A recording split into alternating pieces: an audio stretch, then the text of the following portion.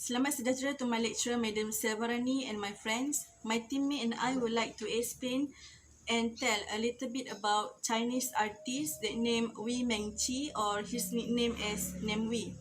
He is an actor, rapper, blogger, singer, and film director. At the end of this, NAMEWEE was introduced to a controversy about his newly released film that entitled Babi. It was hotly debated by Malaysians, especially minister. In short, in this film tells the story of the racism that took place in Malaysia. Namawi also once raised the issue of our country song. He made the song of our country as a parody and in Chinese language.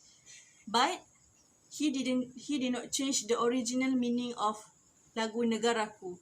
It was hotly debated by our Malaysian and especially our minister.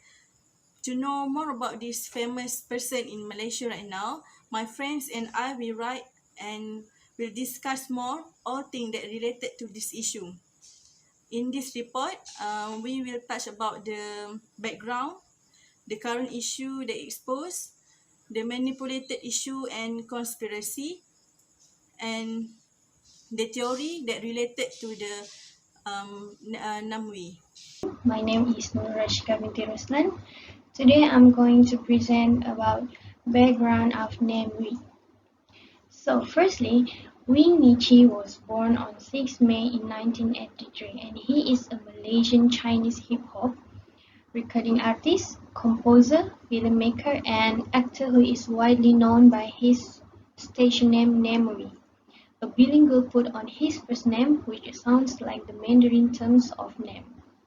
He was born and raised up in town of Muar, Johor, Malaysia.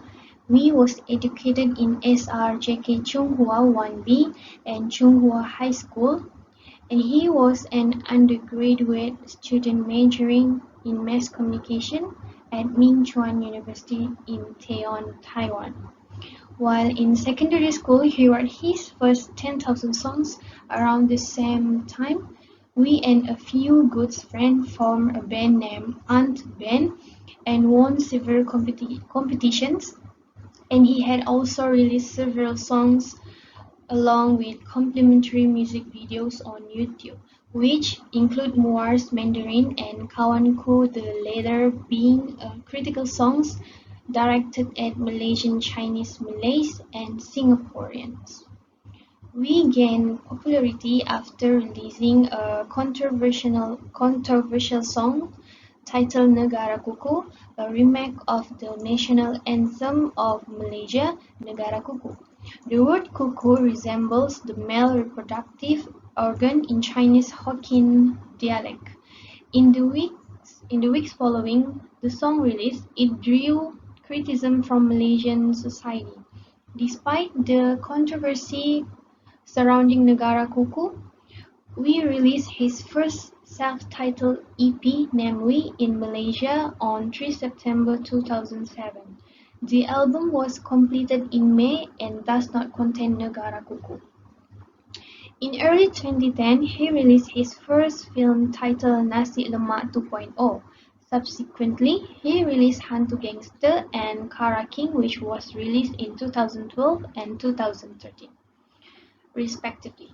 And he also started a talk show series on YouTube, NAMEWEE Toko, in September 2012. He was nominated for the Best Male Vocal Mandarin Award at the Golden Melody Award in 2016 and 2017. In August 2016, he was arrested by police for filming a music video featuring performers dressed as religious leaders going about a church, a mosque, and a Chinese temple, which allegedly insulted the dignity of Islam. NAMEWEE is a controversial figure in Malaysian Chinese music. He first gained mainstream popularity with his song You Are Not Red. In subsequent years, several other songs also gained global attention, such as Thai Love Song, High Pitch Stranger in the North, and Tokyo Born 2020. Currently, over 125 of his tracks, including those which have been removed from his YouTube channel, have over 1 million 1 million views. Okay, now I want to talk about current issues exposed about NAMEWEE. Okay, first, Malaysian bad boy rapper NAMEWEE has never been controversial. The latest case involves his latest song Beyond the Age, which was banned from airing on Chinese airwaves. This is because the music video for the song is considered too supportive of Hong Kong's independence from China. Hong Kong portal HK01 reported that the scene from the video show protesters wearing black and seen as singers, expressing their stance on the matter. Since last year, China has been hit by countless protests following a bill that would allow extradition to mainland China. Although the bill has been withdrawn, the movement has become a broader call to protect the freedom of the city. Feeling will be dressed in black and wearing a face mask to protect their identity. Meanwhile, the singer of the song Fu Jiu from China has since distanced himself from NAMEWEE and regretted the song. In a statement, Fu's management company revealed that the singer was invited by NAMEWEE to collaborate on the song last August. The company guarantees that as a Chinese citizen. However, from now on, Fu does not want to take the risk to sing or promote the song. NAMEWEE or renamed Wei Mengqi through his Facebook confirmed that the song has been banned from China's airways. The Mua-born celebrity said that he really hoped to be able to share the song with more people, but the song could not be accepted by any country. In addition, he added that the song is to convey the determination to pursue freedom and ambition. NAMEWEE also says how the audience wants to read and evaluate something that is beyond the author's control.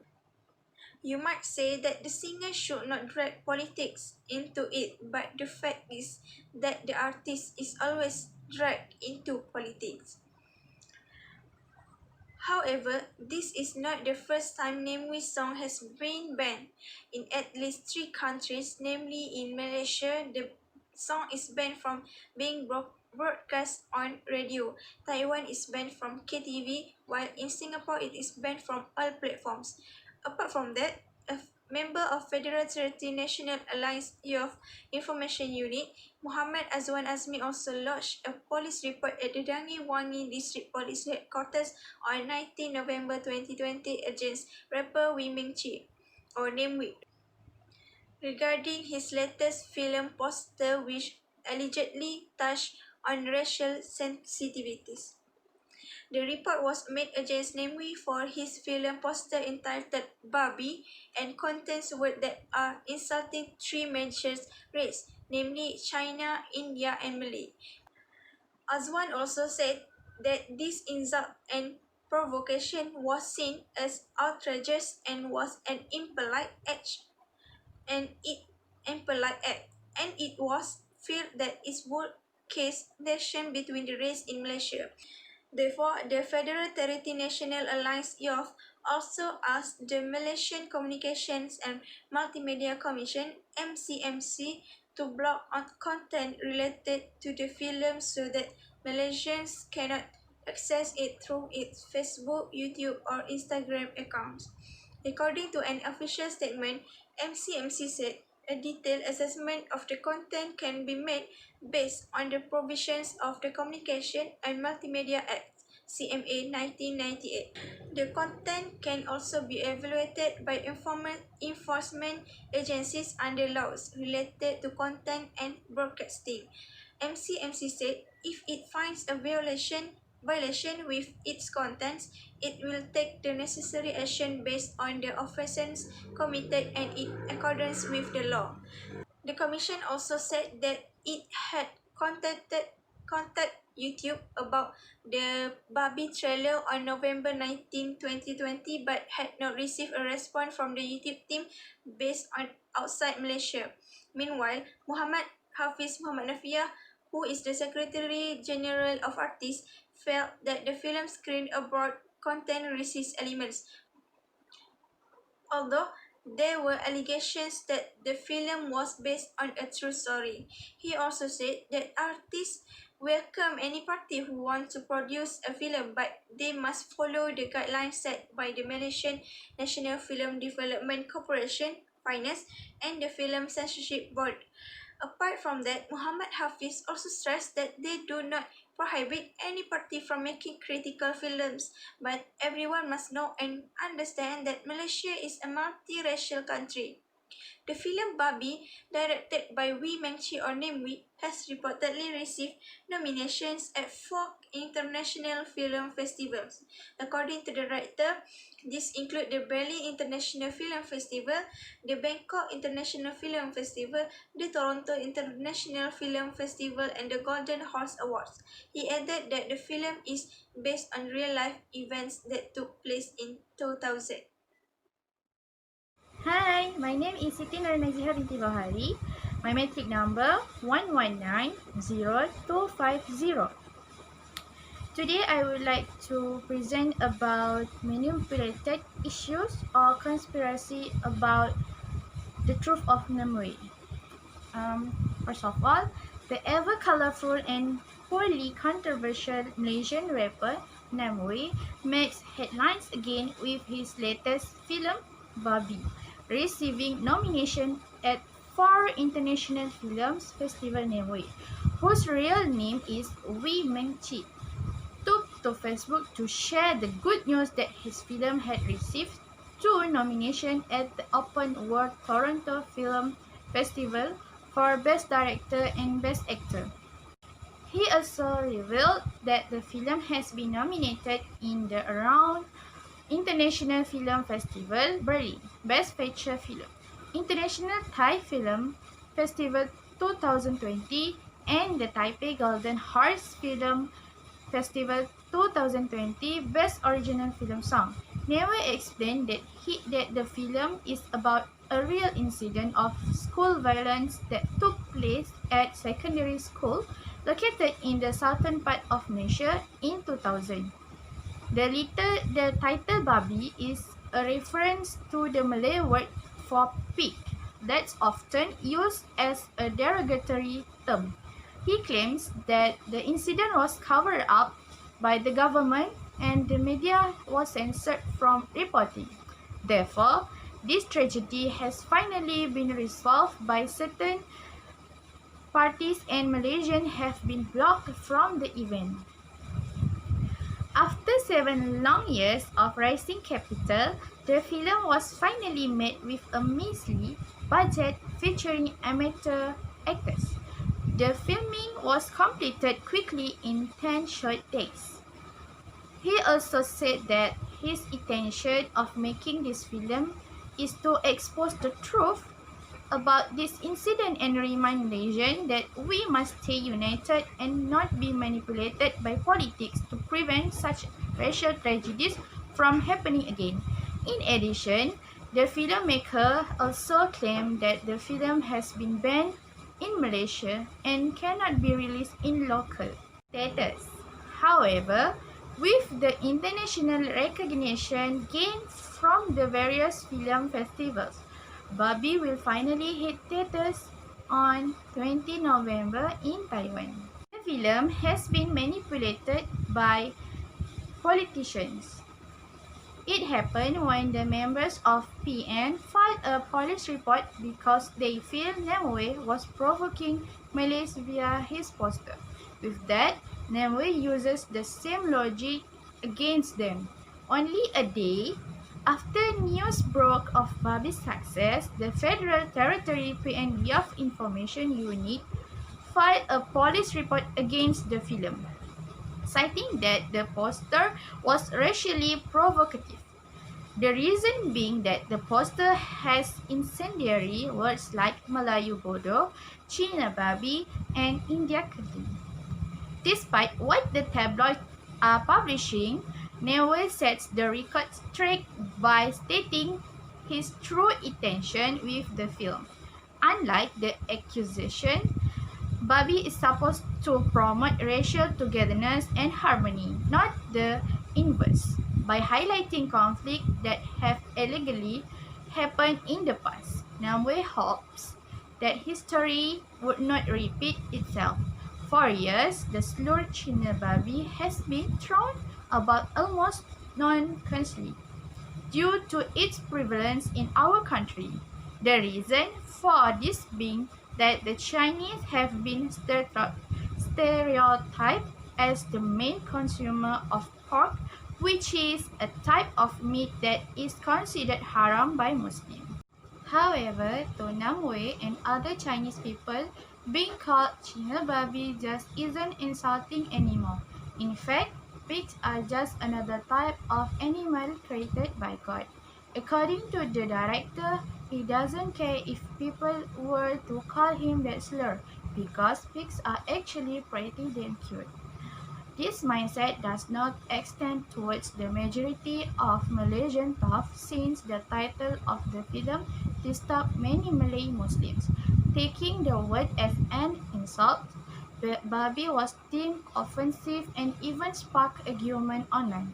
NAMEWEE explained that those who have a filthy heart will always see the negative in everything, no matter how innocuous the situation is. That's all from me. Thank you. So, we go through to the theories in the issue.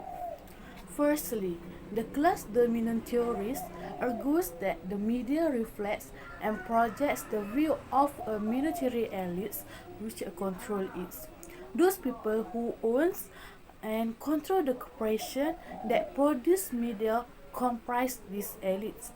Advocates of this view concerns themselves particularly with a massive corporate measures of media organization which limit competitions and put big businesses at the risk of media, especially news media.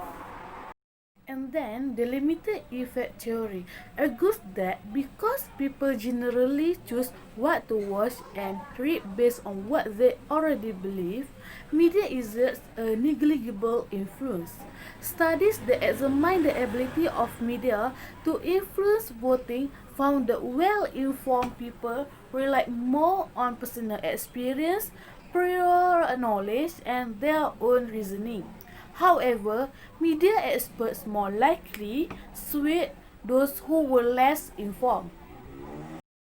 The third one, the culturalist theory, combines the other two theories and claims that people interact with media to create their own meaning out of the image and the message they receive. This theory sees audiences as playing an active rather than passive role in relation to mass media. One strand of research focuses on the audiences and how they interact with media. The other strand of research focuses on those who produce the media, particularly the news. Theorists emphasize that audiences choose what to watch among a wide range of options, choose how much to watch, and may choose the mute button or the VCR remote over the programming selected by the network or cable station. And then, normative media theory is concerned with what the media ought to be doing in society rather than what they actually do. In general, the dominant ideas about the obligations of mass media will be consistent with other values and arrangements in given society. Social judgment theory is based on the premise that the effects of persuasive message on a particular issue depends on the way that the receiver evaluates the position that the message put forth. Sheriff et al. 1965 claimed that an individual's attitude towards a particular issue or behavior is not adequately reflected by a single alternative or position among those available. Social penetration theory refers to the open interpersonal behaviors which take place through social interaction and the subjective internal process which occur before, during, and after the social exchanging. It can be verbal, non-verbal, or environmental. Verbal behavior includes the exchanging of information, while nonverbal behavior includes body language. Cultivation theory was proposed by Jules Gerbner. It is one of the core theories of media effects. According to the theory, people who watch television frequently are more likely to be influenced to the message from the world of television. The influence goes to such an extent that their worldview and perception start reflecting what they repeatedly see and hear on television. Television is therefore considered to contribute independently to the way people perceive social reality. The theory argues that the media generally present an image of the world that does not reflect reality. The last one, agenda setting theory. By comparing the salience of issue in news content with the public's perceptions of the most important election issue, McCombo and Shaw determine the degree to which the media sways public opinions. Agenda setting is the media's ability to transpose salient issues through their new agenda. This way, the public agenda can form an understanding of the salient issue. Two basic assumptions underlie most research on agenda setting.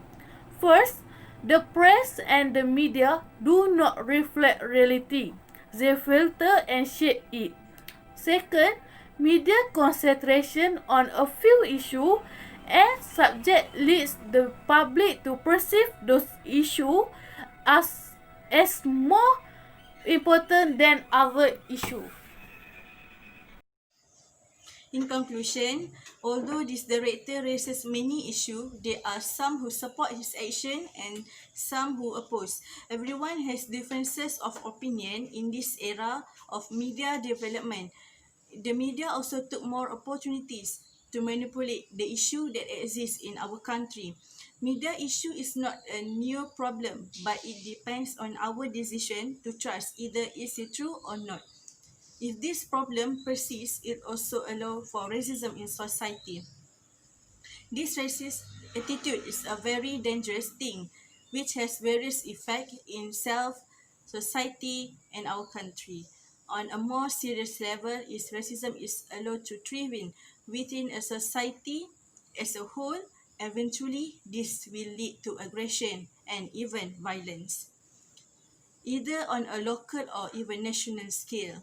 As a Malaysian, we need to train ourselves to be more open-minded and must think the effects after we spread a negative issue. It will become such a bad things and can affect our racist relationship.